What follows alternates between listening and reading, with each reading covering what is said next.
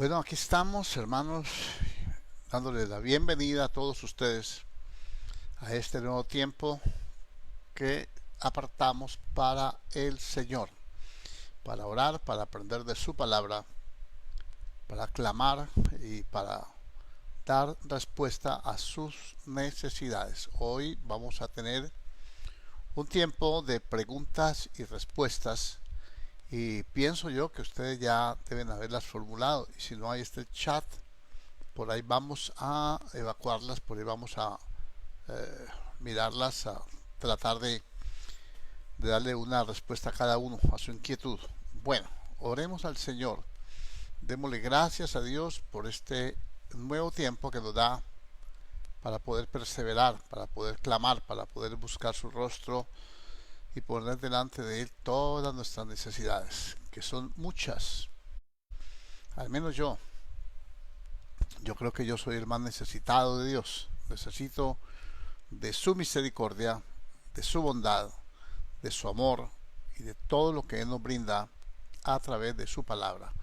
En el nombre de Jesucristo el Señor te damos gracias, Padre bendito.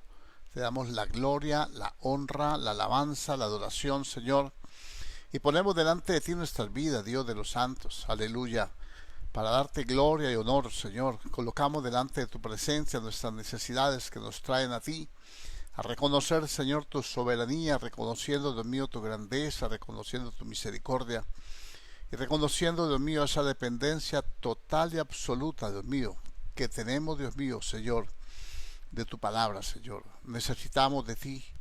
Hemos renacido por la palabra, Señor, y yo creo que es tu palabra la que nos va a dar, Dios de los cielos, la luz, Padre maravilloso, para resolver, Señor, cada conflicto, cada necesidad, Señor, y pedirte con humildad, Señor, bendito Dios, tu compasión se mueva, Señor, sanando nuestras vidas, sanando nuestros corazones, dándonos, Dios mío, el entendimiento y soportando, Dios mío, Señor, nuestras debilidades, Señor.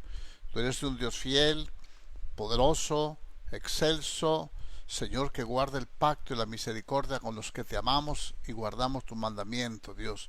Yo quiero aprender a amarte, Dios mío, Señor, con intensidad, con pasión, como tu palabra lo manda. Señor, bendito Dios, con toda mi mente, con todas mis fuerzas, con todo mi corazón, con toda mi alma, Dios mío, Señor. Y poder decirte, Dios mío, aquí estoy, Señor. Aquí estoy, para mí no es gravoso, Dios mío, Señor, estar en tu presencia, para mí es un deleite. Para mí, Dios mío, Señor, es un privilegio poder estar, Señor, en esta hora, Dios mío, Señor, en cada momento, en cada instante de mi vida, Dios mío, Señor, andando en tus caminos, meditando tu palabra, Señor, consciente, Dios mío, Señor, de que sin santidad nadie verá al Señor. Ayúdanos, Señor, para que día a día nuestro corazón, Señor, se pueda recrear en ti, para que día a día nuestro corazón, Señor, se pueda regocijar, Señor, en tu presencia, Señor. Estamos aquí, oh Dios, para darte toda la gloria. Estamos aquí, oh Dios de los cielos, para darte toda la alabanza y para darte, Dios mío, toda la adoración, toda la exaltación y todo el honor, porque tú eres fiel, porque tú eres santo y porque tú eres glorioso, Rey de reyes y Señor de los señores. Espíritu Santo de Dios, ayúdanos, Señor, para que día a día nuestro corazón, Señor, se pueda recrear en ti. Ayúdanos, Padre, para que día a día, Dios de los cielos, nuestro corazón, Señor, se pueda, Dios mío, deleitar en tu presencia, para que podamos entender, bendito Dios, que solamente tú tienes una salida a cada necesidad. Yo oro por cada hermano necesitado, Señor. Tu palabra dice que tú nos consuelas en todas nuestras aflicciones y en todas nuestras tribulaciones para que nosotros podamos, Dios mío, consolar a aquellos que se encuentran en igual tribulación con la misma consolación con que tú nos has consolado.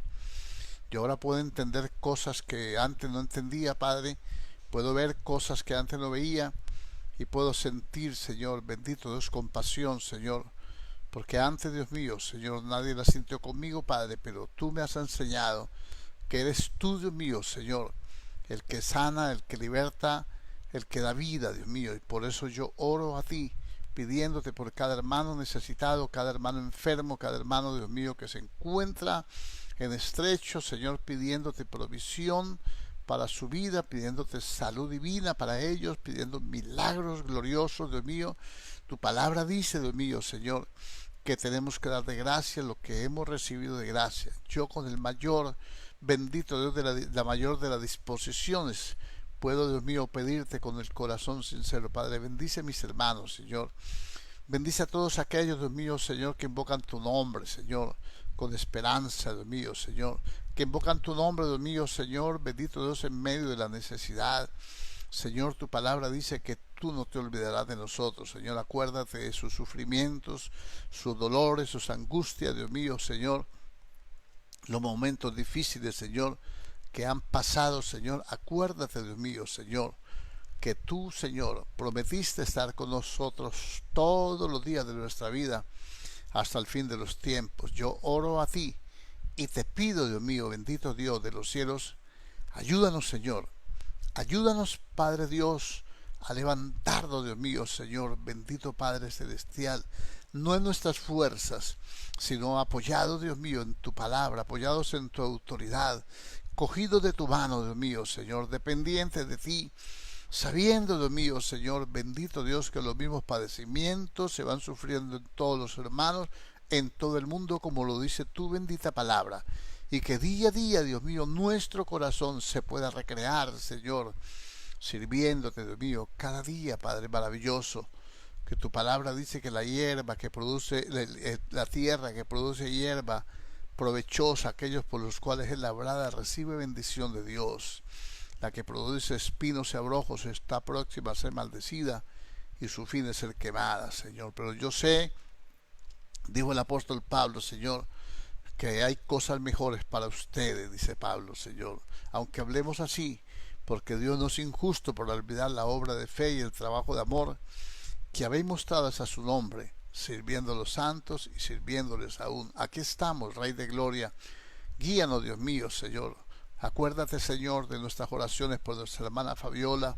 Acuérdate, Dios mío, de su dolencia, su lucha, su batalla, Dios mío, que nosotros día a día, Señor, también participamos, también, Dios mío, Señor, ayudamos, también enfrentamos, también, Dios de los cielos, aleluya, nos duele, Dios, porque es un miembro del cuerpo, igualmente Yolanda, Señor, y cada uno de nuestros hermanos necesitados, Señor, la familia de Alexander, Dios mío, bendito Dios, restáurala, Señor, este niño Samuel, Señor, bendito Dios de los cielos, aleluya, y cada uno de tus siervos, Dios mío, Señor. La hermana Nora, Dios mío, bendito Dios de los cielos, que desde Argentina clama, Señor. A ti, oh Dios, tú no tienes, Dios mío, no haces acepción de personas, ni estás limitado, Dios mío, por la distancia, ni por el tiempo, Señor. Yo sé que tú eres un Dios maravilloso, tú eres el Dios excelso, Señor.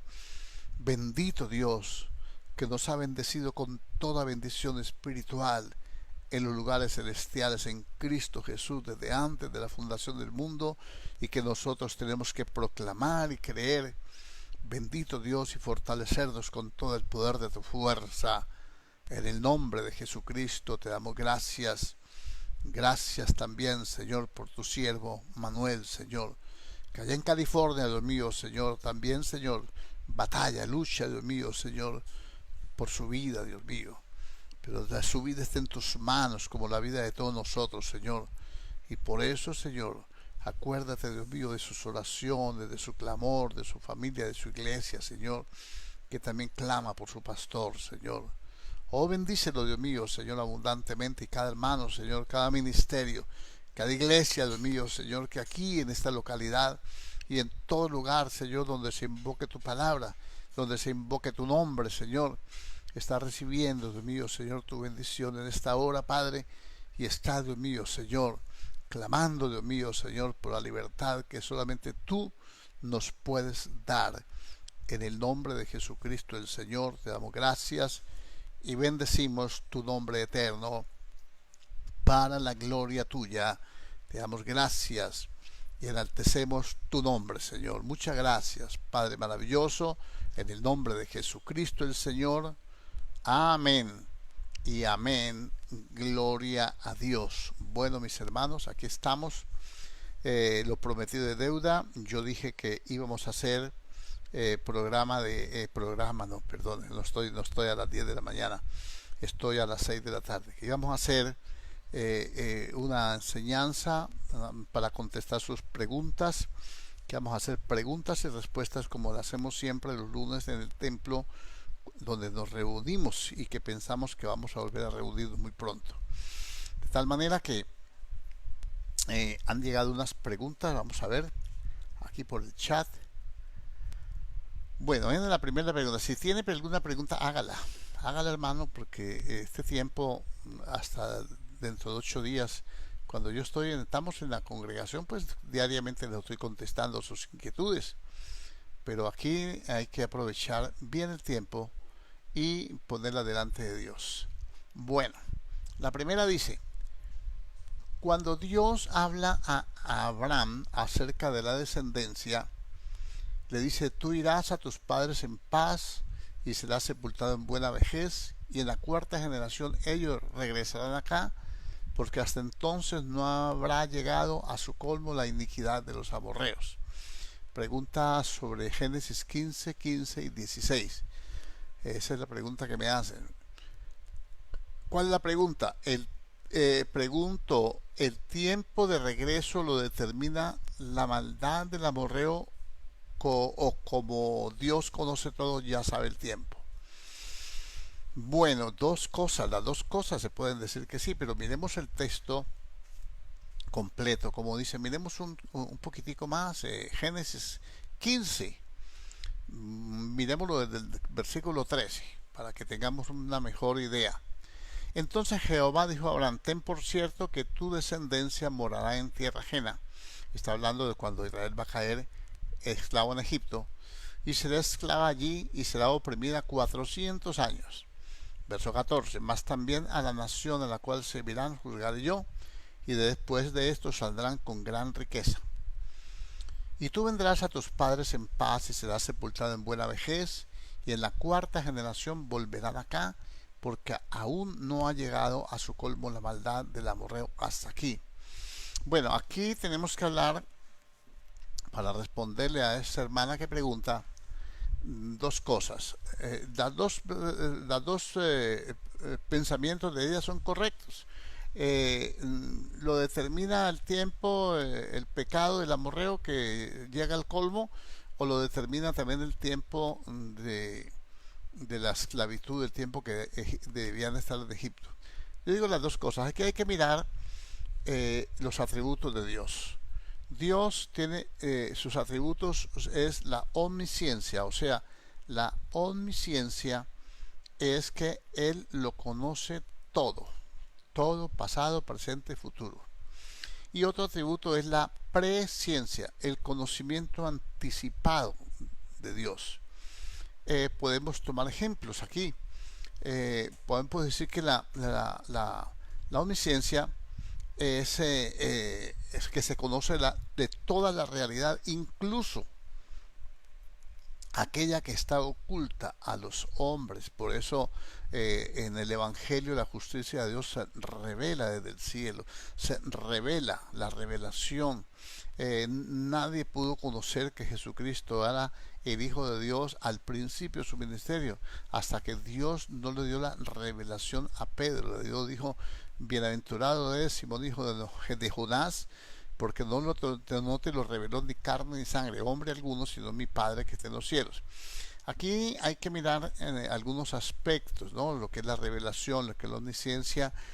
Hay un problema con la omnisciencia. Los ateos y algunos cristianos de ciertas variantes de interpretación de la palabra, digámoslo así, para no ser ofensivos con nadie, dicen, por ejemplo, que la omnisciencia de Dios tiene que ver con la predestinación. Por ejemplo, que si son preguntas que se hacen sin sabiduría, lógicamente, que aunque se llamen de cierta corriente doctrinal una persona, no por eso tiene la razón, y no por eso hay que dejarse confundir con las preguntas que a veces no son hechas con muy buena intención. Dice: bueno, si Dios sabía que el diablo iba a engañar a Adán y Eva, ¿por qué no lo destruyó por qué no lo sacó del contexto bíblico? Ha debido, cuando el diablo lo traicionó, desintegrarlo. pero es que Dios no es hombre y para mentir, ni hijo de hombre para arrepentirse. Él dijo, tus pensamientos no son mis pensamientos. Entonces, el ateísmo y la incredulidad y la forma religiosa como se mira y se interpreta la palabra, ha hecho que muchos piensen que si Dios sabía que el hombre iba a pecar, ¿para qué lo creó? Y se había evitado todo este problema. Pues eso lo haría usted o yo. Si uno sabe que el día que se va a morir, pues se acuesta a dormir y listo, se dice coloquialmente, ¿no? Pero si uno supiera lo que va a hacer la persona, ese atributo no lo tiene sino Dios. Nosotros podemos saberlo por palabra de ciencia, palabra de conocimiento, que el Espíritu de Dios venga en un momento determinado, no que eso permanezca en el hombre, no que el hombre mire las cosas y ya las sepa, porque eso ya sería un espíritu raro, como de adivinación o a saber qué.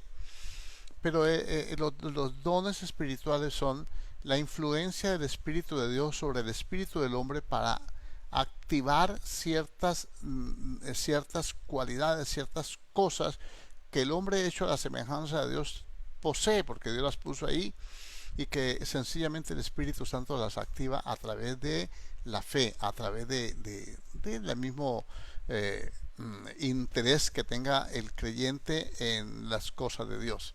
Entonces la omnisciencia es el conocimiento de todas las cosas antes de que se haga. Por ejemplo, el salmista dice en el Salmo 139, dice, bien que en oculto fui formado en lo profundo de la tierra, dice, mi embrión vieron tus ojos, y en tu libro estaban escritas todas aquellas cosas que serán luego formadas después de estas, sin faltar ni una de ellas. Cuando usted toma esa palabra, usted se da cuenta que Dios formó al hombre a su imagen y semejanza, pero al final usted ve que unos le va a decir apartados al fuego eterno preparado para Satanás y sus demonios, al infierno mismo los manda.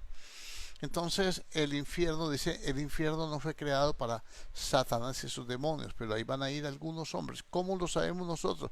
Porque ya Dios lo dijo, ya Dios lo pone en la Biblia. Ahora, aquí cuando dice que la maldad del amorreo no había llegado hasta el cielo, entonces Dios, que conoce todas las cosas, Él había preparado esa tierra. Nosotros miramos un poquitico más el contexto bíblico y dice que el Señor le promete a Israel una tierra buena que fluye leche y miel, cuyas piedras son hierro, y dice de las cuales yo no quito mi ojo de sobre ella, y hago descender sobre ella la lluvia temprana y la tardía. Es una tierra que Dios es especial, que Dios cuidó para poner ahí a la descendencia de Abraham, el pueblo de Israel. Pero como el pueblo de Israel no permaneció en esa tierra, entonces abandonó la tierra y vinieron otros pueblos. Bueno, ya estaban allí, ya estaba el cananeo allí cuando vino Abraham, pero ellos se esparcieron, poblaron eso y estaban lucrándose de la tierra porque hacían toda clase de vejámenes. Entonces Dios dice, no, yo los he soportado porque eres paciente para con todos, no queriendo que ninguno se pierda. Ese es el carácter de Dios, son los principios de Dios. Pero como Él lo sabe todo, Él sabe que el cananeo no va a caminar con el Señor, que el cananeo va a ser el enemigo número uno de su pueblo. Y entonces dice, entra y destruyelos. ¿Por qué? Pues Dios lo sabe todo. Dios sabe que si el pueblo, el creyente, el pueblo de Dios, no destruye a sus enemigos, los enemigos lo van a destruir a ellos. Como Dios lo sabe, entonces por eso en su ley pone, entra en Canaán y destruyelos. Ahora lo que hace con Abraham cuando le promete la tierra es anunciar lo que va a pasar. Anunciarle. ¿Con qué propósito? Yo pienso que Abraham era un intercesor y era un profeta también, porque la Biblia dice que era profeta. Entonces yo pienso que Abraham allí tenía que pues instruir a su hijo y a sus hijos en cuanto a lo que Dios le había dicho. Y entonces aquí dice que iba a ser esclavo, iba a tener 430 años 400 años por fuera, y que después los iba a sacar con gran riquezas. Ahora, ¿cómo van a llegar a Canaán? Con ese montón de riquezas, cuando allá hay unos bandidos que pues digámosle así, para que usted entienda, un pueblo que era enemigo de Dios porque eran idólatras, eran toda clase de vicios y contenciones tenían ellos. Ahora Dios lo que hace es que advierte por la palabra. Entonces ese atributo de omnisciencia hace que Dios le advierta como lo hace con nosotros. Miremoslo aquí, otra palabra, otro atributo de Dios que es la omnisciencia y también la presciencia, o sea, el conocimiento anticipado. Cuando Dios llama a Saúl, por ejemplo, ya él sabía, Dios sabía por sus atributos, él conocía anticipadamente lo que Saúl había de hacer. Por eso Dios no tiene plan B. Sencillamente Dios tiene un plan y lo va desarrollando, porque él conoce todas las cosas, pero como Dios crea al hombre por amor, para compartir su amor con él, y Dios no creó un robot ni un zombie, entonces Dios no va a forzar al hombre a que le obedezca a las malas, a las buenas o a las malas. No, Dios quiere que el hombre obedezca por amor, porque tiene una relación con él, pero él sabe, porque desde Génesis 6, él dice, yo sé que las intenciones del corazón del hombre siempre son hacia el mal, hacia apartarse de Dios, hacia la rebelión, hacia la desobediencia. ¿Por qué? Porque ya fue contaminado con el engaño. Acuérdense que estamos hablando de las dispensaciones y ya su conciencia fue despertada con engaño. Bueno, ahora nosotros tenemos que entender algunas cosas más. Le voy a poner ejemplos para que pueda entenderme esta parte. En Hechos 2, capítulo 23, vamos a buscarlo.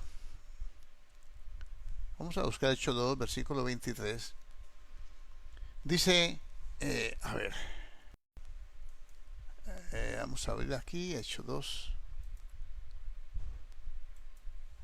Vamos a leer el versículo 23. Varones israelitas. El 22. Oíd estas palabras. Jesús Nazareno, varón aprobado por Dios entre vosotros con las maravillas, prodigios y señales que Dios hizo entre ellos por medio de él, como vosotros mismos sabéis.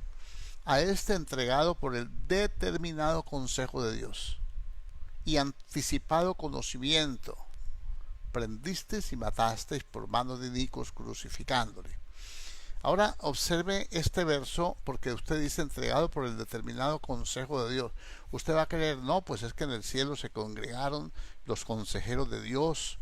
No, la palabra consejo quiere decir palabra. Se traduce como palabra. Es cuestión gramatical para no hacer una repetición de términos. Se lo va a leer en una versión antigua. A ver, capítulo aquí, Biblia Castilian, por ejemplo. A este entregado según el plan definido y el previo designio de Dios, vosotros crucificándolo por mano de paganos lo quitaste de en medio. A ver, aquí vamos a entender algunas cosas para que aprendamos a conocer por qué nos suceden las cosas. Esta pregunta es muy buena y démosle una buena aplicación. Mire, Dios entregó a Cristo al hombre, de tal manera amó Dios al mundo que envió a su Hijo para que todo aquel que en él crea no se pierda. Entonces nosotros pensamos que el Señor iba a salir predicando y que el Dios es bueno y que los ama y que se vuelvan de sus malos caminos. Usted deje de borracharse, usted deje de robar, usted deje de hacer esto lo malo, deje de allí. Nadie iba a hacerlo. Lo que Dios tenía que hacer esa no es la salvación del hombre. La salvación del hombre está en que Dios perdone su pecado, y para eso el hombre tiene que arrepentirse, tiene que compungir su corazón y saber que ha pecado contra Dios y pedir perdón, humillarse, reconocer que Dios es Dios, que Dios es amor. ¿Cómo yo conozco que Dios es amor? Pues ¿cómo así que envía a su propio Hijo, santo, puro, sin mancha? Lo carne de sangre para que lo despedacen así, hermano, en la cruz del Calvario, y que su sangre es la sangre del pacto, que su sangre me limpia de pecado, y yo sigo pues de necio pecando. Allí es donde uno dice, verdaderamente yo no conozco a Dios. Dios había determinado un plan de redención. ¿Cuándo lo determinó? En Génesis 3:15, cuando acuérdese de la simiente, que enemistad entre la simiente santa y la simiente del diablo. Ese plan lo fue ejecutando. Ese plan se va a cumplir en determinado tiempo. Dios conoce ese tiempo. ¿En qué tiempo? Sí lo conoce, porque conoce todas las cosas previamente. Su conocimiento anticipado sabía que iba a llegar un momento en que el hombre iba a llegar al colmo de su maldad. Y habían matado sus profetas y ahora mandan a su hijo. Acuérdense de la parábola de los labradores malvados. Y entonces ahora manda a su hijo y a él también le iban a matar. Pero entonces, por eso Cristo, al venir a morir en la cruz del Calvario, él dice, Padre, si es posible, pasa de mí esta copa sin que yo la beba. Él está en condición humana, pero santo, con esa virtud de santidad, que él no conoció el pecado. Él sabía, no estaba quejándose por morir en la cruz, sino porque él sabía que tenía que cargar el pecado. Más sin embargo, oró porque él no podía trastornar los planes del Padre. Si nosotros conociéramos esto, hermano, si lo pudiéramos entender, entonces nosotros siempre oraríamos al Señor como el Señor nos dijo, que no se haga tu voluntad sino la mía. Pero nosotros cogemos una sonsoneta y una oradera, y es que Dios me tiene que responder y me tiene que responder y me tiene que responder.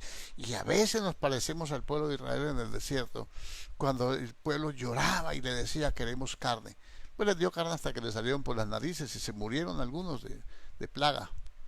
Entonces, si nosotros conociéramos esto, dejaríamos de ser tan necios y saber cuándo tener más discernimiento, conocer más a Dios.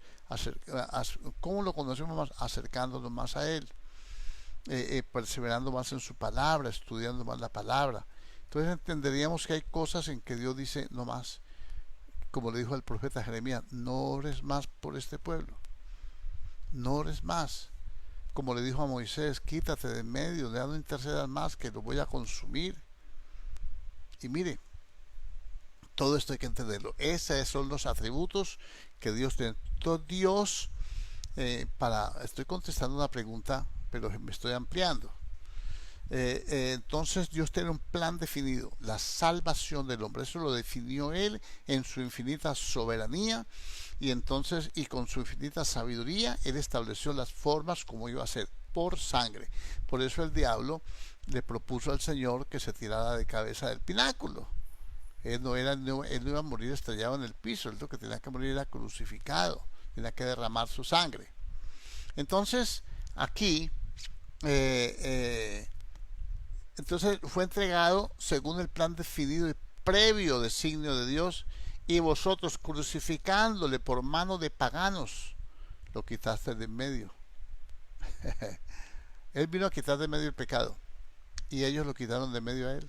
O sea, el pecado, el diablo, esa es la parte que nosotros tenemos que entender. Bueno, vamos a poner otro ejemplo. Vamos a poner aquí en el Salmo 2, estoy tratando de contestarles eso. ¿Por qué Dios le dijo a Abraham, en la cuarta generación volverán y saldrán con gran riqueza? Porque Dios, que conoce todas las cosas anticipadamente, Él no produjo la hambruna en Egipto, Él no la produjo. La hambruna vino por diferentes causas, por las cosas que el hombre hace. En este momento, por ejemplo, yo sigo insistiendo, nosotros no estamos bajo el juicio de Dios porque estamos en medio de una pandemia. Nosotros no estamos castigados por Dios, no. Es causa del hombre, de la maldad del hombre. La maldad del hombre se ha multiplicado grandemente como en los tiempos de Noé. Y ha llegado al colmo de toda esta patraña, que nosotros estamos desubicados, no sabemos si fue Estados Unidos, si fue China, el uno le tira el balón al otro, se echa la culpa el uno al otro, en fin, el uno dice que hay una vacuna, el otro que no, que hay un chip, el otro que bueno, en fin, toda esa cantidad de desinformación, porque cada uno quiere sacar provecho, quiere sacar ventaja del momento. pero nosotros, el pueblo de Dios, estamos libres de eso. Ahora, viene como consecuencia del pecado del hombre, pero Dios usa estas consecuencias, Dios usa esto a lo que ha llegado el hombre para reprender a su iglesia también, a su iglesia que no busca, que no ora, que no clama, que no se santifica, que no camina de acuerdo a su palabra, y también para advertir acerca de las cosas que vienen. Y ojo con esto que le voy a decir. Ojo con esto, porque esto me lo ha hecho sentir el Señor en oración varias veces. Que esta pandemia está marcando, es pensamiento mío, no es una doctrina, por favor, es un concepto personal, no lo va a tomar como una doctrina. Ni a decir que el pastor dijo que era último tiempo. No, no, no, no. Yo estoy pensando que esta pandemia ha hecho en el tiempo, mire, cuando vino el cumplimiento del tiempo, Dios envió a su Hijo. En el tiempo que vino el Señor era el tiempo propicio para que Él viniera, porque había un solo imperio que dominaba el mundo, que era el griego, había un solo idioma, ya habían vías de comunicación amplias y muchas vías de comunicación, habían mucho comercio, eso lo usó el Señor, los viajeros, entonces expandió el evangelio. Creo que en este momento Dios está usando la tecnología, el desarrollo de la tecnología, y en este momento todos los pastores, todas las iglesias nos volcamos a las redes para hacer nuestros cultos, y esto se está yendo a todo el mundo. A todo el mundo se va. Yo a veces recibo ahí notitas de por allá, de otros lugares. Entonces se está cumpliendo la última señal antes de la venida del Señor, que dice que habrán, mirad que nadie nos engañe, vendrán muchos en mi nombre diciendo yo soy el Cristo, y dice habrán guerra, rumores de guerra, habrán pestes, hambres, terremotos en diferentes lugares, pero todavía no es el fin. Y será predicado este evangelio a todas las naciones para testimonio. Se le va a testificar del Señor con la predicación del evangelio. Yo creo que en este momento toda la tierra está recibiendo el evangelio, los que les gusta y los que no les gusta, los que han oído y los que nunca han oído, los que creen y los que no creen, lo están oyendo, porque no pueden zafarse, no pueden salirse de sus casas y no pueden apagar sus computadores y sus dispositivos, y se apagan. No me gusta este predicado lo que está viendo, entonces ponen otro. No le entiendo el idioma, pues Dios le pone uno en portugués, en francés, en italiano, en ruso, en lo que sea, y se está predicando este evangelio a todas las naciones, y entonces vendrá el fin. ¿Trajo Dios la pandemia? No, no, esto es producto de la descomposición humana. Número uno, ahí estamos confinados, sí. Estamos usando la red, gracias a Dios porque hay esta red. Entonces estamos predicando, dándole testimonio a todas las naciones con la predicación del evangelio, sí. Si no hubiera esto, estaríamos predicando a un número más pequeño, cada uno en su localidad. Los cristianos común y corriente estarían yendo a las ciudades, a los campos. Los evangelistas estarían funcionando. No, porque desafortunadamente los verdaderos evangelistas ya se volvieron apóstoles, ya se volvieron profetas. Ahora los que verdaderamente tienen ese llamamiento de evangelista y son fieles a Dios se llaman evangelistas. Cuéntelos, con los dedos de la mano los puede contar. Entonces hoy en día todo es redes, todo es allí, todo es allá, conciertos, todo es multitudes. Y el evangelismo de la forma como bíblica, son pocos los hombres de Dios que están trabajando con esto. Entonces yo creo que Dios, que sabe todas las cosas, con el conocimiento anticipado, está aprovechando este tiempo y está reprendiendo la iglesia, primera medida, porque ¿quién no se siente oprimido? Ay, uno orando y siendo hijo de Dios, ¿por qué nos pasa esto? Pues porque creo que nos faltó orar más y buscar más. Y es sencillo, ¿no? Entonces esa primera pregunta se lo voy a dejar allí. Creo que quedó más o menos entendible, y que la profecía también es la revelación, esos atributos de Dios, de omnisciencia, que conocer todo, y la presciencia, conocimiento anticipado de las cosas de Dios. Entonces también tenemos que saber que esa es la profecía, cuando Dios da a conocer cosas futuras, para que nosotros estemos advertidos. Ejemplo, el Apocalipsis capítulo 1 dice, a ver si yo lo tengo por aquí,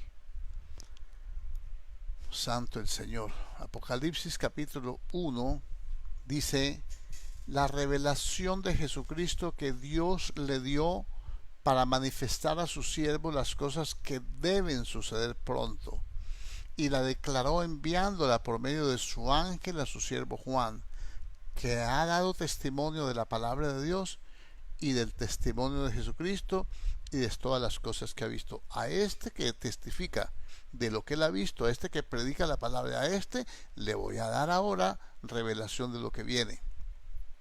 Entonces, si usted mira estos principios de la palabra, usted va a encontrar cuánto charlatán en las redes, diciendo que no, y hasta lloran. No, que el Señor me dijo, que el Señor me soñé, que el Señor dijo ahí y aquí, que esta pandemia, que esto, que no sé qué. Y le digo, pero bueno, antes de soñarse eso, antes de la pandemia, ¿cómo era su vida espiritual y cómo era su testimonio? Ahí es donde no podemos dejarnos engañar. Entonces, bueno, creo que hasta ahí esa pregunta más o menos queda entendible. Bueno, aquí está el hermano Jaime Castillo. Hermano, Dios te bendiga. Hay muchos predicadores que dicen que la salvación no se pierde. ¿Qué dice, pastor, sobre esto? A ver, vamos a ver, vamos a seguir aquí. Y ya le contesto a Jaimito. Bueno, ahora aquí otra pregunta me dice: el pecado de Sodoma se ha aumentado en extremo. ¿Esto se podría aplicar a esta época cuando el pecado y la maldad es cada vez más grande para la salida de la iglesia? Claro, claro que sí. El Dios omnisciente, que creó al hombre, que lo sabe todo y que ha tratado con el hombre, pues estamos viendo las dispensaciones a través de todos esos tiempos. Entonces, en un momento determinado, entonces el mismo Señor Jesucristo lo dijo. Lo dijo por allá en Mateo y lo dijo en Lucas. Yo voy por el lado de Lucas, en el capítulo 17. Permítame, ya voy a examinar allí esa pregunta. 17:26 dice: como fue en los días de Noé, así también será en los días del Hijo del Hombre. Comían, bebían, se casaban, se daban en casamiento hasta el día en que entró Noé en el arca y vino el diluvio y los destruyó a todos. Mire que el Señor está usando un evento pasado para traerlo al futuro. Entonces eso es una señal. Entonces, así mismo como sucedió en los días de Lot, comían, bebían, compraban, vendían, plantaban, edificaban. Mas el día en que Lot salió de Sodoma, llovió del cielo fuego y azufre y lo destruyó a todos. Así será el día en que el Hijo del Hombre se manifieste. Bueno, permítame, hermano, aquí, porque es que estoy escuchando un aparatito aquí bueno, no es computador, es una tablet. El computador lo tengo acá. Y dice, hermanos, hay muchos predicadores que dicen que la salvación no se pierde. ¿Qué dice pastor sobre esto? Bueno, la salvación no se pierde. La salvación se descuida y se le pierde a uno. Eso es muy diferente. Dios nos salvó, ya somos salvos. Él nos salvó. Vamos a leer un texto, yo le voy a explicar. No vaya a confundirse con esto, no vaya a decir cosas que yo no quiero decir y que no estoy diciendo. A ver, ¿dónde está eso? Padre, ayúdame. Ayúdame, miremos por aquí. Segunda carta del apóstol San Pablo a Timoteo, capítulo... Sí. Escuche, segunda carta del apóstol San Pablo a Timoteo, capítulo 1. Dice, Pablo está animando a Timoteo, le dice, no nos ha dado Dios espíritu de cobardía ni de temor, sino de poder, de amor y de dominio propio. Y le dice, por cuánto soporta las aflicciones por el evangelio de Jesucristo. Y en el verso 9 dice, ¿quién nos salvó? Cristo, tiempo pasado, y llamó con llamamiento santo, llamó pasado, no conforme a nuestras obras, sino según el propósito suyo. ¿Para qué nos salvó? Según su propósito y la gracia que nos fue dada tiempo pasado en Cristo Jesús antes de los tiempos de los siglos. Entonces aquí hay algo que pensar. El Señor nos dio la salvación ya. El Cordero estaba inmolado antes de la fundación del mundo. ¿Qué más le digo? En Hebreos capítulo 2 dice que nosotros debemos con más diligencia atender a las cosas que hemos oído, no sea que nos deslicemos. Porque si la palabra dicha por medio de los ángeles tuvo una fuerte retribución, ¿cómo escaparemos nosotros si descuidamos una salvación tan grande? Entonces la salvación se pierde porque se descuida, no porque Dios se la quite a nadie. Ahora, hay gente que dice que no, que la salvación no se pierde porque, a ver, yo voy a buscar ese verso, perdóneme, que porque el Señor ya nos salvó con su sangre, que es un pacto que nos compró, que somos propiedad de Él. Eso es cierto, pero no se puede interpretar de esa forma. Bueno, miremos aquí cómo es el verso que yo quiero ponerle a usted.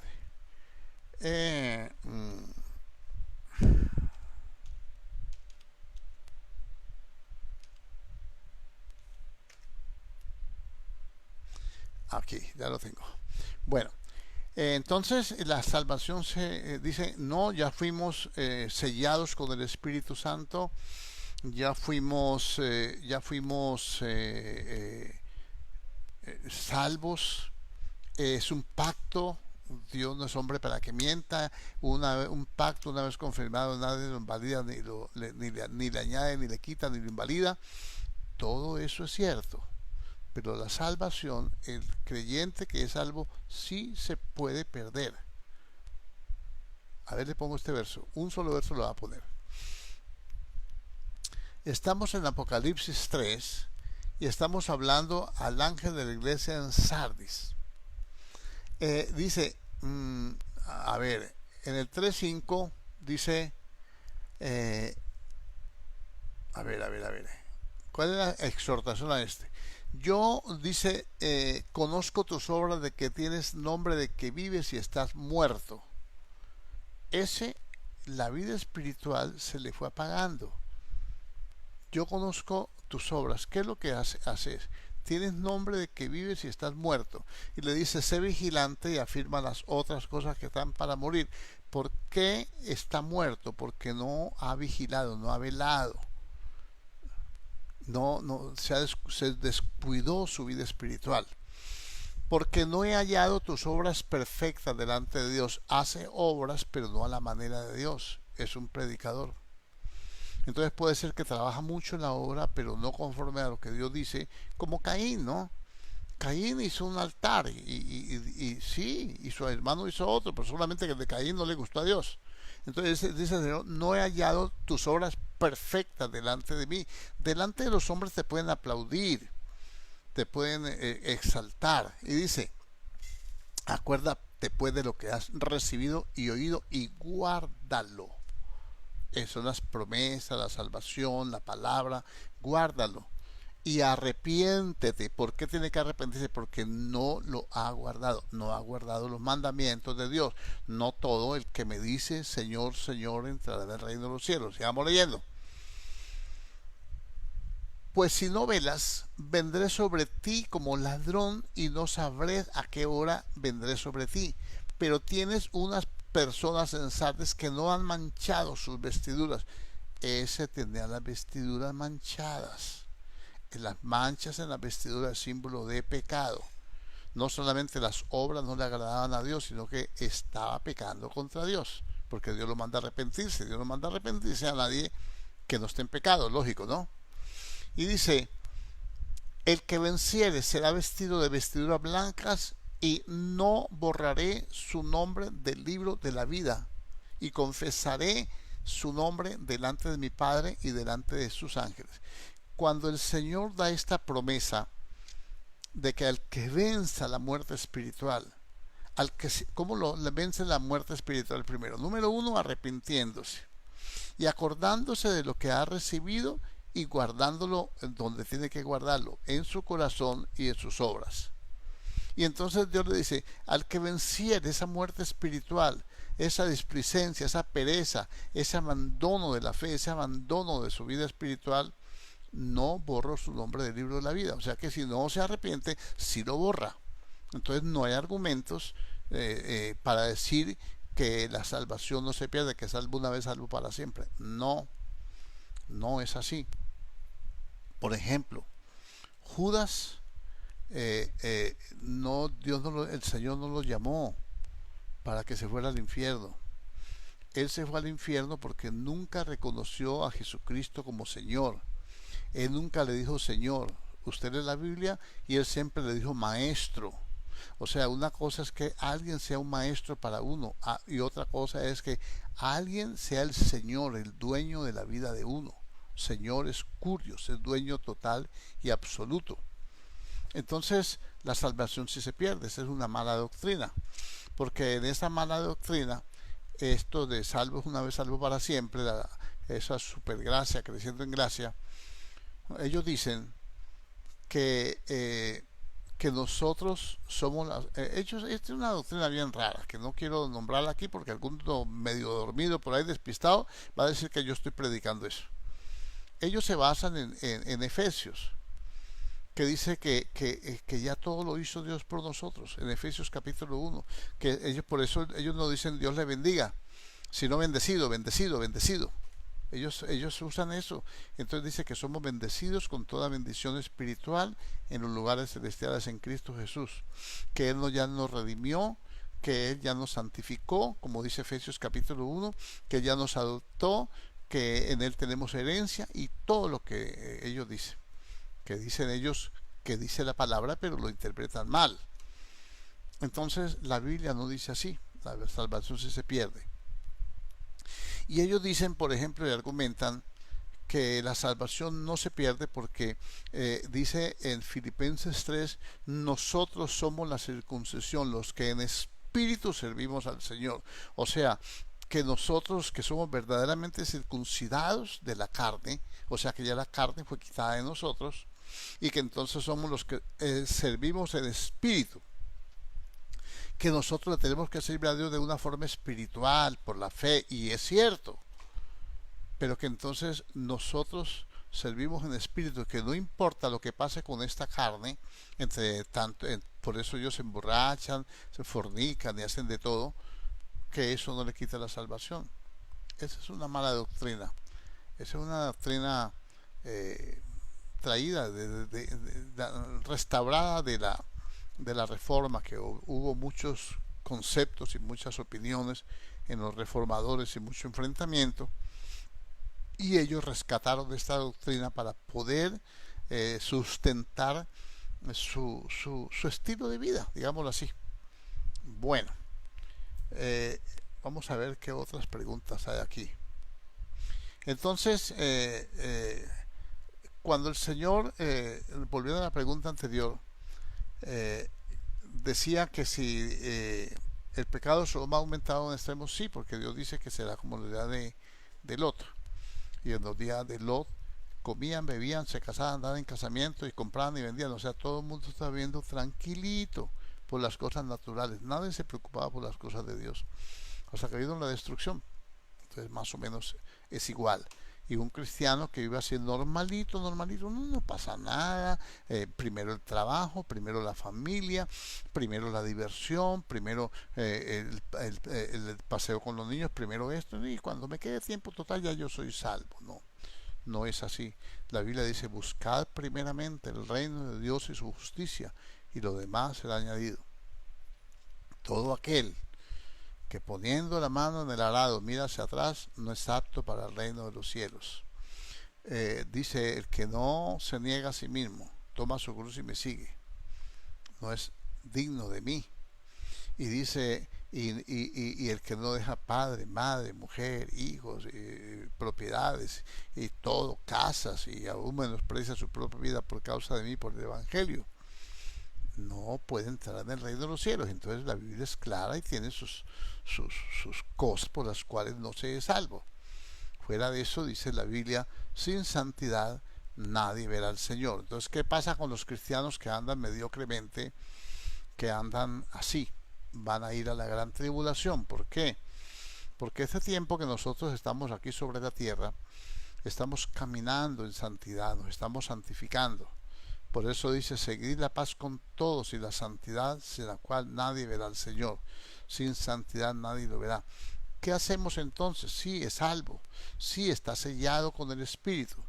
Sí, el Señor lo compró a precio de sangre y el diablo no se lo puede quitar, correcto. Pero Dios, como no se quiso purificar aquí, entonces nos manda que lo purifiquen a la gran tribulación. Por eso dice, prueba de fuego que ha de venir sobre los moradores del mundo. Y hay muchos cristianos que viven en el mundo y no viven en la fe. El justo vivirá por su fe. Entonces van a ir a la tribulación. ¿Qué va a pasar o qué pasa en la tribulación? En la tribulación, en el capítulo 7 de Apocalipsis, dice, pregunta, ¿quiénes son esos que están junto al altar? Los decapitados estos, están con vestiduras blancas. Dijo, estos son los que han lavado sus vestiduras en la sangre del Cordero. ¿Dónde las lavaron? En la gran tribulación. ¿Por qué no las lavaron aquí, hombre? Si el Señor lo vistió con vestiduras blancas. ¿Ah? Sí, dice la Biblia que Cristo nos santificó, se entregó por nosotros para santificar una iglesia que fuera gloriosa, sin mancha y sin arruga. ¿Y cómo va a aparecer con las vestiduras manchadas? Entonces tiene que ir a lavarlas en la gran tribulación. ¿Cómo la va a lavar? Con la sangre del Cordero. ¿Y por qué está sin cabeza?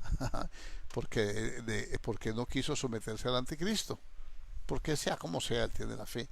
Ahora, los que ya perdieron la fe, entonces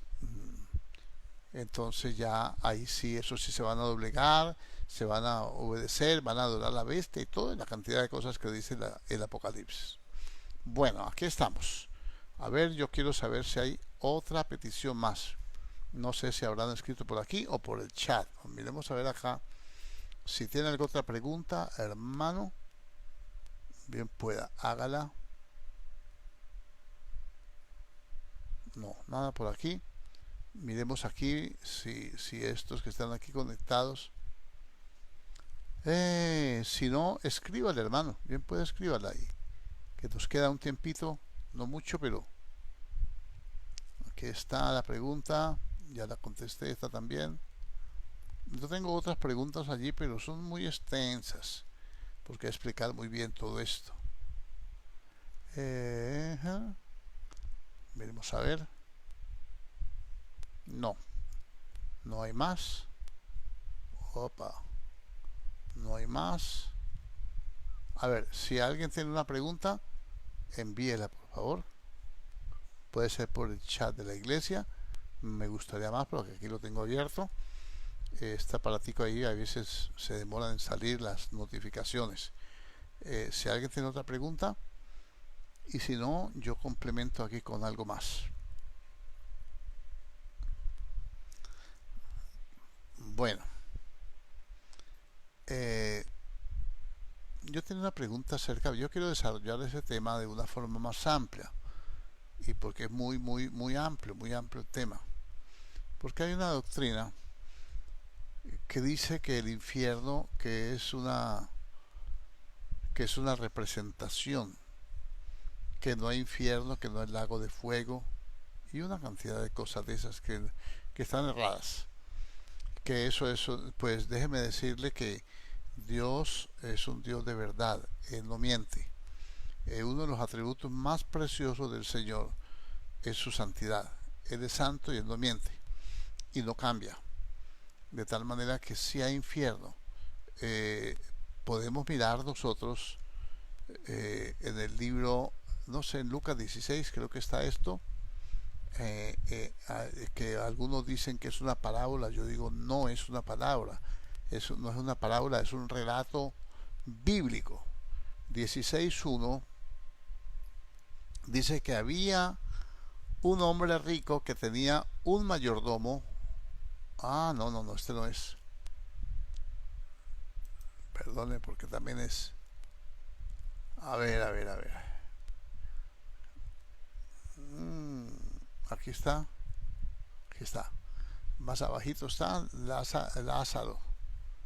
Había un hombre rico, 16-19, que vestía de púrpura y de lino fino y hacía cada día banquete con esplendidez.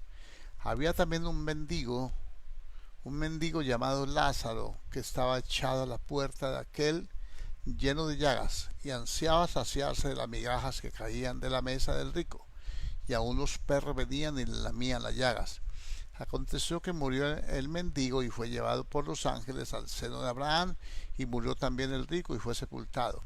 Y en el Hades, lugar de los muertos, se traduce infierno, en algunas versiones se traduce abismo también.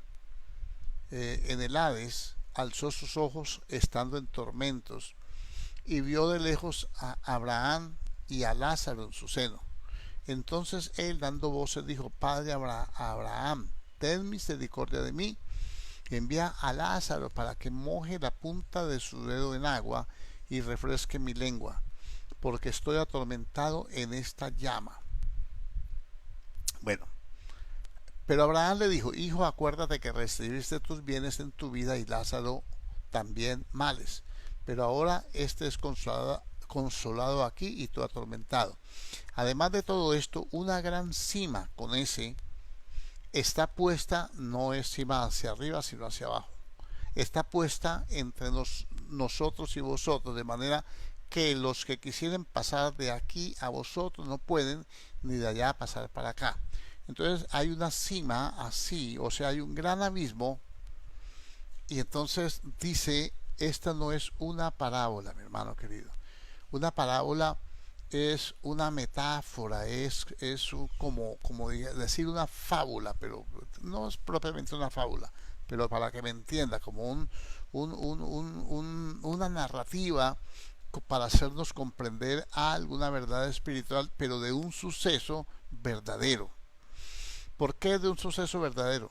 Porque las parábolas no nombran los lugares exactos, ni le dan el nombre a los personajes.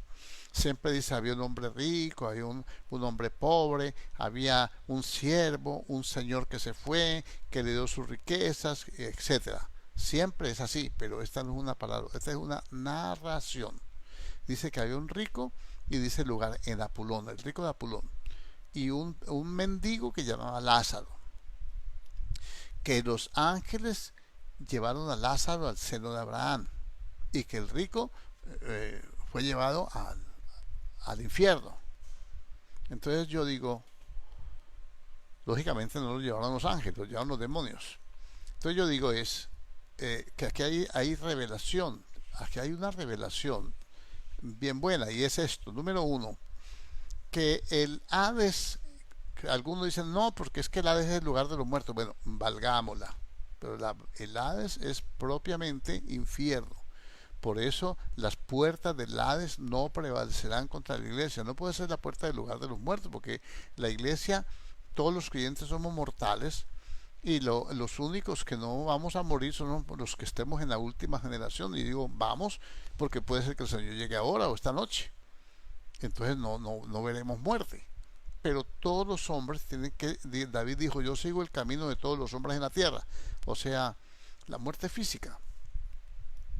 Y dice que él lo vio de lejos Y entonces Abraham le contestó, le dijo, no, hay una cima, hay un abismo entre los dos. O sea, el paraíso que estaba en Mesopotamia, después de que murió Cristo, descendió allá, Dios lo quitó, después de que murió Cristo, no, después del pecado, fue trasladado allá. Allá iban los muertos, salvos. Y al frente está el lugar de tormento. Llámele infierno, llámele como quiera. Y entonces cuando viene, sucede esta narración que hace el Señor, esta narración la hace el Señor, no la hizo un apóstol, ni un chiflado por ahí, ni un loco. El Señor está contándonos cosas sobrenaturales, cosas que ojo no vio, ni oído yo, ni han subido al corazón del hombre. Nos está dando una revelación.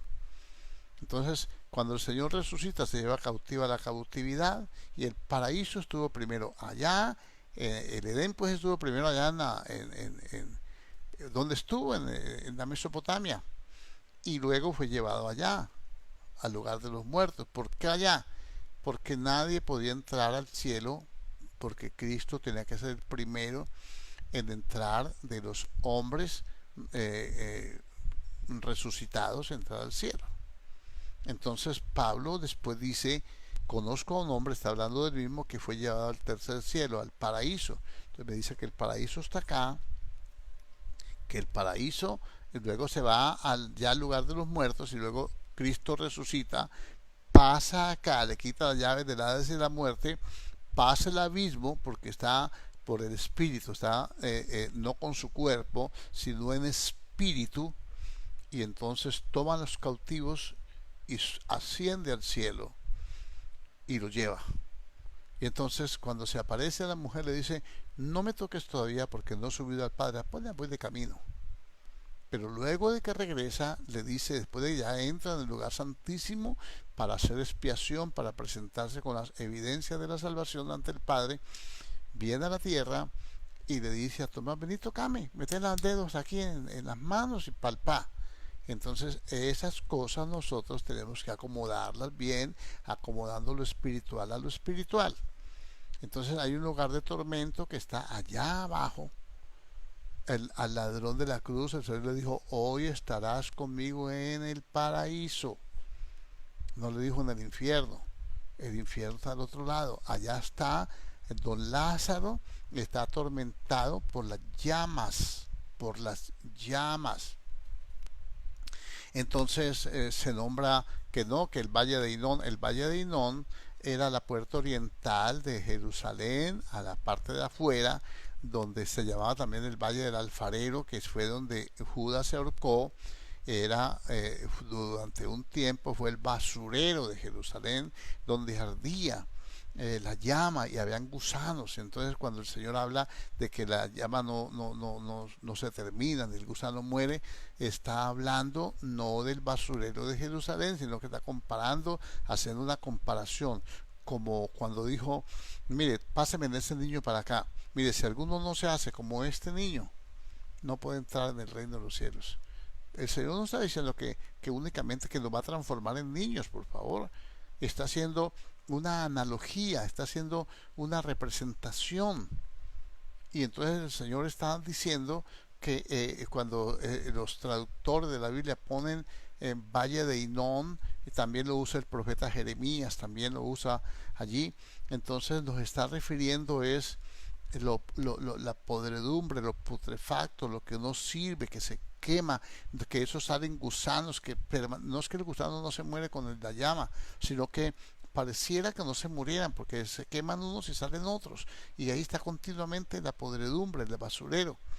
Entonces del fuego no se apaga, está queriendo decir que el infierno es eterno y que no se va a apagar, ni se va a enfriar, ni le van a poner aire acondicionado. Entonces eso es una doctrina errónea. Entonces hay muchas cosas que se pueden hablar de esto, pero pues yo quería completar con esta partecita. De modo que si hay otra pregunta, yo los escucho. A ver, no veo que aparezca nadie. Imposible que ustedes me dejen este tiempo aquí, y si no yo hubiera hecho la enseñanza. Se me dicen que no van a preguntar. Yo vi unas preguntas allí y pensé que iban a seguir. Bueno, ahora miremos más.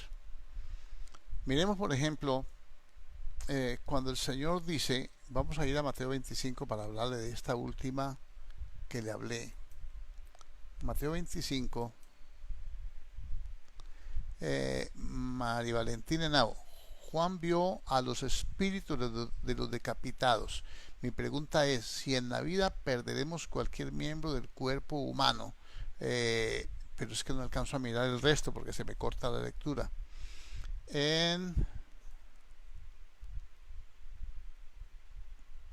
No alcanzo a leer allí. A ver, si me la pone por WhatsApp, también se la puedo resolver aquí más fácil. Aquí tengo también disponible WhatsApp.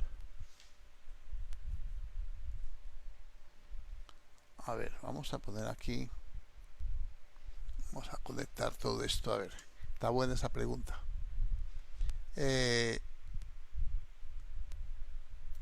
Vamos a mirar.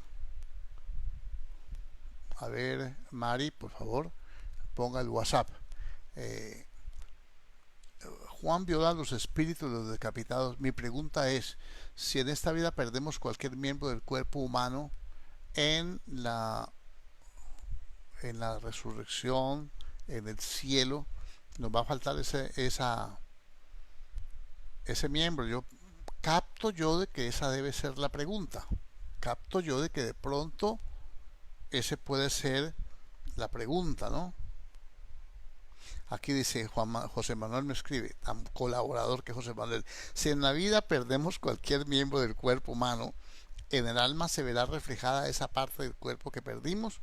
Jesús también dice que es mejor entrar al reino de los cielos sin un ojo que con los dos ser echado en el infierno. Bueno, esa es un hebraísmo, eso que dijo el Señor acerca que si tu ojo derecho te es ocasión de pecar, sácalo, porque es mejor entrar al cielo sin un ojo o sin una mano. Pero entonces yo digo, si uno peca con el ojo, pues es porque el ojo mira, el ojo ve. Entonces está viendo cosas que no debe ver, cosas pecaminosas. Luego, si se saca el ojo por el otro, no puede ver, también puede ver. Pero entonces, ¿qué hace el Señor? El Señor hace un hebraísmo, es una figura de ahí, era una exageración, era como decirle a uno, mire, si usted hace eso, lo voy a matar. Mentira, la mamá no va a matar al hijo. Le está diciendo, le va a ir tan mal que preferiría morirse, por ejemplo. Entonces, en el alba no, ellos vieron los espíritus, dice, vamos a leer pues Apocalipsis capítulo 7 creo que es. Vamos a mirar para contestarle.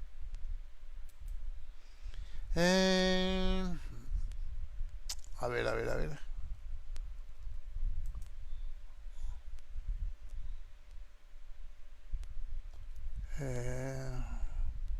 Entonces, será este. Entonces uno de los ancianos, 7:13, me habló diciéndome, estos que están aquí vestidos de ropa blancas, ¿quiénes son? Y el Señor, ¿de dónde han venido? Yo le dije, Señor, tú lo sabes. Él me dijo, estos son los que han salido de la gran tribulación y han lavado sus ropas y las han emblanquecido en la sangre del Cordero. Por esto están delante del trono de Dios y le sirven día y noche en su templo, y el que está sentado extenderá sobre él el trono, extenderá su tabernáculo sobre ellos. Bueno, entonces nos parece que no es ese. El otro creo que está en el capítulo. Ay, Señor. A ver, José Manuel, póngame la cita, por favor. Decapitados. Vamos a buscar los decapitados. Vamos a ver. Téngame paciencia.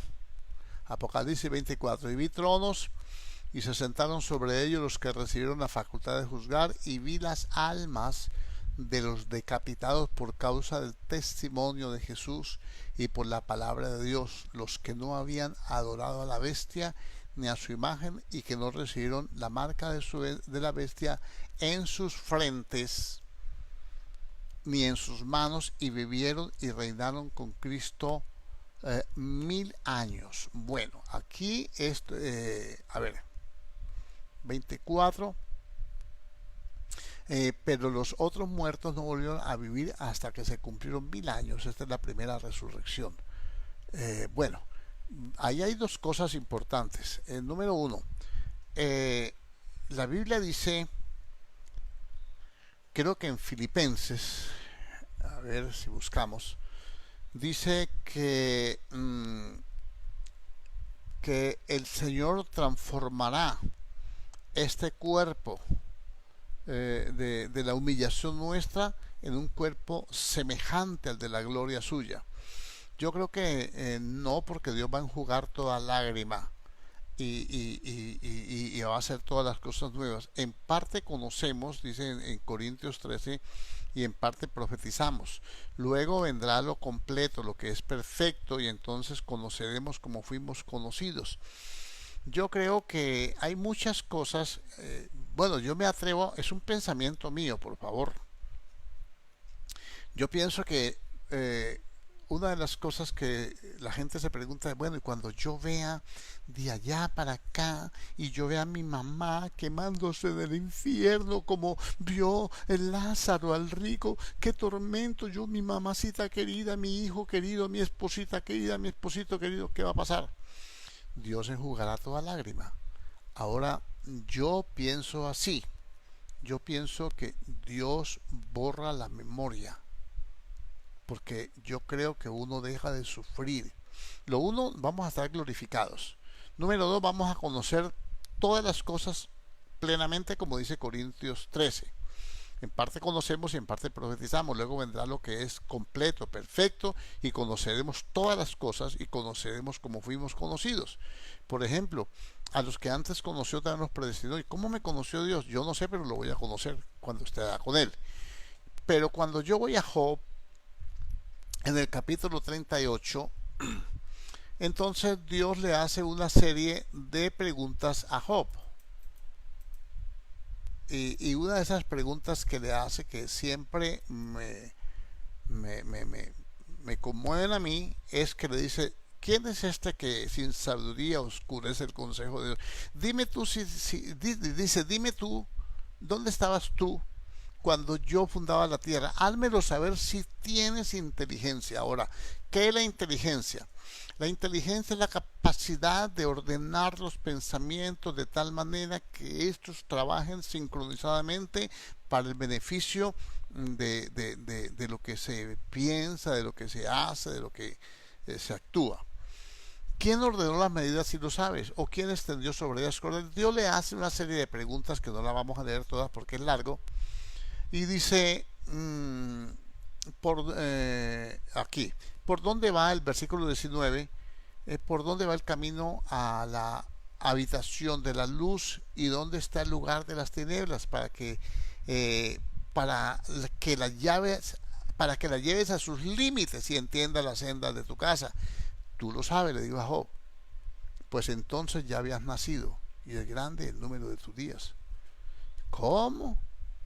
Ya Job lo sabía, pero para entonces ya dice, pero no tenía inteligencia, no tenía inteligencia. Entonces Dios nos crea en la eternidad. Dice la Biblia en el capítulo 1 del capítulo 2 de Génesis, que el Señor creó, terminó su obra, descansó el séptimo día. Fueron pues acabados los cielos y la tierra, el día que Jehová hizo la tierra y los cielos. Y dice, y todo el ejército de ellos, ¿de qué? De los cielos y la tierra, o de la tierra y los cielos. O el ejército de los cielos son los ángeles, y el ejército de la tierra somos los hombres. ¿Por qué? Porque nosotros tenemos que luchar contra principados y potestades allá. Y allá hay otros que nos ayudan, que son poderosos para ejecutar la palabra. Entonces nosotros tenemos un conflicto permanente. Yo sé que usted me entiende. Y entonces somos un ejército, porque el Pablo lo dice al Timoteo. Le dice: ninguno que milita se enrede en los negocios de la vida. La palabra militar es batallar. Es la palabra stratos, que quiere decir batalla, batallar. Y entonces aquí dice: tú lo sabes, solo que no tienes inteligencia. Dios le dijo: a ver, o sea, que protestas tanto, que hablas tanta cosa, que yo que no sé qué, que dice, dime dónde estabas tú cuando yo fundaba la tierra, cuando lavaban las estrellas del cielo, cuando, por qué camino va, por qué el agua llega y el río no se llena. Bueno, todo eso le dice. Tú lo sabes, Job, solamente que no tienes inteligencia. Cuando yo voy a Eclesiastés, por eso Dios nos manda a nosotros escudriñar la palabra. Eh, Vamos a ir al capítulo 1. Dice, del Eclesiastés 1.1 empieza diciendo: palabra del predicador hijo de David, rey de Jerusalén, vanidad de vanidades. ¿Qué provecho tiene el hombre, verso 3, de todo el trabajo en que se afana debajo del sol? Generación va y generación viene, mas la tierra siempre permanece. Sale el sol, se pone el sol, etcétera. Es una cantidad de cosas. Dice: todas las cosas son fatigosas, más de lo que el hombre puede expresar. Nunca se sacia el ojo de ver, ni el oído de oír. ¿Qué es lo que fue? Lo mismo que será. Lo dice la Biblia. ¿Qué es lo que fue? Lo mismo que será. ¿Qué es lo que ha sido hecho? Lo mismo que será, y nada hay nuevo debajo del sol. ¿Hay algo de que se pueda decir: he aquí, esto es nuevo? Ya fue en los siglos que nos han precedido. No hay memoria, escuche bien, no hay memoria de lo que precedió, ni tampoco de lo que sucederá. Habrá memoria en los que serán después. Los que serán después no van a saber qué fue lo que pasó acá. Eso lo dice la Biblia. Entonces, yo supongo, por lo que dice la Biblia, que estos que perdieron la cabeza ya, sus almas, porque no son las almas, es el yo, ¿no? El alma es el yo. ¿Se dan cuenta que están sin cabeza? Pues claro. ¿Saben que el anticristo les mochó la cabeza? Sí. Pero cuando ya cuando ya tengan su cuerpo, ellos van a vivir. Ojo con esto, que esos salieron de la gran tribulación. Esos no se casan con Cristo porque no fueron al cielo. Las bodas son en el cielo. Los que van a la tribulación no son la esposa, no son la esposa de Cristo, son siervos, son las doncellas que entran con la esposa, porque viven para servir al Cristo. Ellos van a vivir y a reinar por 1000 años. Estos que dieron la vida por Cristo tienen un privilegio, son como las doncellas categorizadas, digámoslo así, y se les va a permitir gobernar, reinar con Cristo por 1000 años. Nosotros no, nosotros eternamente y para siempre, como la reina Esther, que reinaba juntamente con el rey Asuero hasta la mitad del reino, porque nosotros somos herederos, ellos son siervos. Esto no se predica, esto no se enseña, pero la Biblia sí lo enseña. Los que van a la tribulación no van a estar eternamente con Cristo, solamente en el milenio. La iglesia que va a ser arrebatada se casa con el Señor. Por eso la parábola de las 10 vírgenes, que son 5 sensatas y 5 insensatas, a las cuales se les cierra la puerta, dicen: no, ya está la puerta cerrada. Entonces, ¿qué hacemos? Son doncellas, o sea, sirvientes. Acuérdese que cuando Abraham mandó por la esposa de su hijo, entonces vino de allá para acá y le dieron las doncellas. Siempre le dan doncellas para las que sirvieran a la esposa. Entonces quiere decir que nosotros, de nosotros mismos, los que van a ir a la tribulación van a ser como sirvientes nuestros, ¿qué le diría yo para no ser como tan petulante, tan ofensivo? Van a ser como si nosotros fuéramos la esposa del Señor, y el Señor nos pone quien nos sirva para que nosotros hagamos otras funciones, como cuando el esposo le dice a la esposa: venga, mija, encárguese usted de la contabilidad, encárguese usted de este negocio y no se preocupe por la casa, por la comida, vamos a contratar unas personas para que le sirvan a usted, y usted las ordena, y usted, aunque está pagando el salario del esposo, la esposa es la que se encarga de dar las órdenes y todo. Y eso es lo que dice el Señor, que vamos a reinar con Cristo eternamente y para siempre. Ellos van a reinar en los 1000 años, en el milenio. Nosotros vamos a entrar al cielo y le van a decir a usted y a mí: buen siervo y fiel, sobre lo poco has sido fiel, sobre lo mucho te pondré, entra pues en el gozo de tu Señor. Entonces usted va a entrar en el gozo de su Señor en el cielo. Estos van a entrar a gozarse solamente en el milenio. ¿Por qué? Porque dieron su vida, porque pagaron un precio muy alto, porque ya que no se les bastó el sacrificio de Cristo, ellos tienen que poner su propia vida, porque la paga del pecado es muerte. Ahora, fueron pecados que no fueron para destrucción, fueron pecados. Por eso Timoteo capítulo 5, primera carta, dice: hay pecados que a los hombres se les descubren ahora, a otros se les descubrirán después. Ojo con esto, que esto es importante conocerlo. Solamente que a nosotros nos dicen fanáticos, nos dicen religiosos, nos dicen torcidos, nos dicen de todo, por poner estas cosas claras, que son claras porque son claras. Lo único que uno tiene que aprender es a leer la Biblia, o sea, saber leer. Y entonces nos vamos a encontrar con todas estas cosas. Bueno, entonces, listo. Entonces yo creo que llegamos al tiempo eh, para decirles que la salvación sí se puede perder, para decirles que Dios lo sabe todo, que Él es omnisciente y que Él tiene un conocimiento previo. Él sabe lo que va a pasar. Él sabe, por ejemplo, en qué va a terminar esta pandemia. Nosotros no lo sabemos, hacemos conjeturas. Y entonces lo único que yo sé es que nuestra vida está en sus manos, y que si Él, dentro de los propósitos de Él, permite una persecución como al comienzo, que pueda, ¿a quién le va a reclamar usted? ¿Va a llegar bravo al cielo? Ah, Señor, que cómo es eso, que uno yendo a culto y sirviéndote y ofrendando, diezmando, evangelizando y haciendo, y cómo así que me dejaste matar de esa pandemia o me dejaste matar de allí de ese bandido? No, le van a borrar la memoria. Ya lo leímos, le van a borrar la memoria. Por eso cuando usted viene aquí, usted no sabe que Dios lo escogió desde antes de la fundación del mundo, y cuando uno lo predica dice: ay, ahora se cree, pues le borraron la memoria. ¿Ve?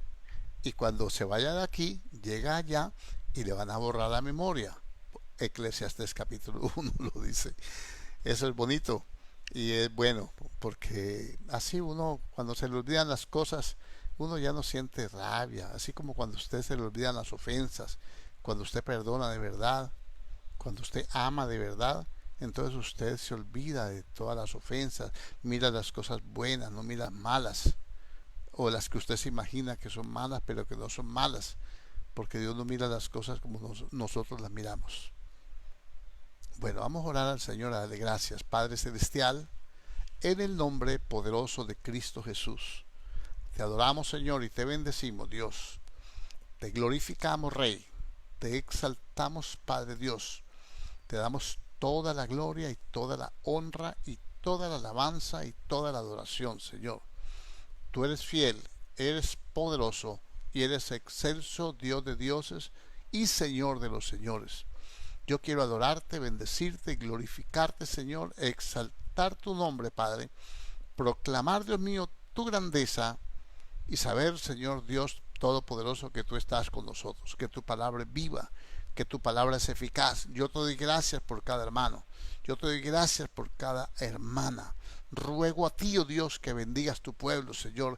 Te ruego con todo el corazón, Señor, que nos ayudes a entender tu bendita palabra, que nos ayudes a discernir los tiempos y que nos dé, Dios mío, la capacidad, Señor, de buscar tu rostro cada día, Padre. Ayúdanos, Señor eterno Dios de los santos, a honrarte y a bendecirte, a glorificarte y a exaltar, Señor, tu poder y tu gracia en nuestras vidas. En el nombre poderoso de Cristo Jesús, Señor, te adoramos, Señor, y te bendecimos, Dios de los cielos. Te damos gracias y te damos la honra y te damos la alabanza y te damos la adoración, porque tú eres fiel y eres poderoso para guardar nuestra vida, Dios de los cielos. En el nombre poderoso de Cristo Jesús. Amén y amén. Gloria a Dios. Me sonrío, hermano, porque vi el chat aquí y entonces tengo que hacer un reconocimiento público para que me le den un buen Dios le bendiga y un aplauso a José Manuel, que es de los colaboradores. Él me trasladó la pregunta completa y todo. Y qué bueno que está participando. Yo sé que eres buena gente, colaborador, y que Dios lo bendiga a todos. Bendiciones del Señor. Con la ayuda de Dios, a las 7 de la mañana estamos en tiempo de clamor, y que la paz de Dios inunde nuestros corazones. Dios le bendiga y hasta la próxima. Amén.